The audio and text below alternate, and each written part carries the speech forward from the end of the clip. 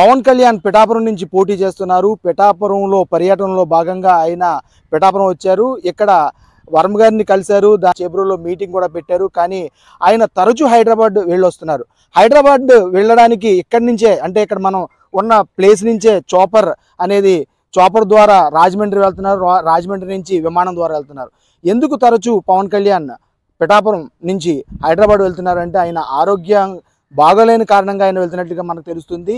ఎడతెరుపు లేకుండా ఆయన చేస్తున్నటువంటి ప్రచారం, అలాగే ఆయనకు విపరీతమైన ఫ్యాన్స్ ఉండడంతో తాకిడి ఎక్కువై ప్రతి ఒక్కళ్ళు షేక్ హ్యాండ్ ఇచ్చే సమయంలో ఆయనని గట్టిగా తాకడం, లేకపోతే టచ్ చేయడానికి ఎక్కువగా ఆరాటపడడంతో గోళ్ళు గుచ్చుకోవడం ఇలాంటివి జరగడం వల్ల ఆయనకు ఉన్నటువంటి ఆ కుడి చేయికి ఏదైతే ఉందో వాపు వచ్చినట్టుగా మనకు తెలుస్తుంది. అలాగే ఆయనకు జ్వరం కూడా వచ్చింది. జ్వరంతో కూడా ఆయన బాధపడుతున్నారు. దీనికి కారణంగానే హైదరాబాద్లో ట్రీట్మెంట్ తీసుకోవడానికి తరచూ ఆయన హైదరాబాద్ వెళ్ళి మళ్ళీ పిఠాపురం అయితే వస్తున్నారు.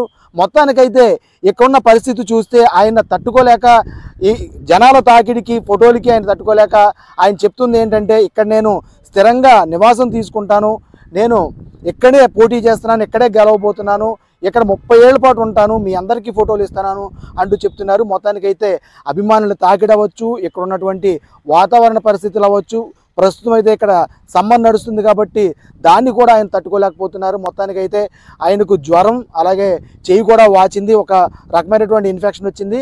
అదేవిధంగా ఆయనకు గొంతుకు ఇన్ఫెక్షన్ కూడా ఉన్నట్లుగా తెలుస్తుంది.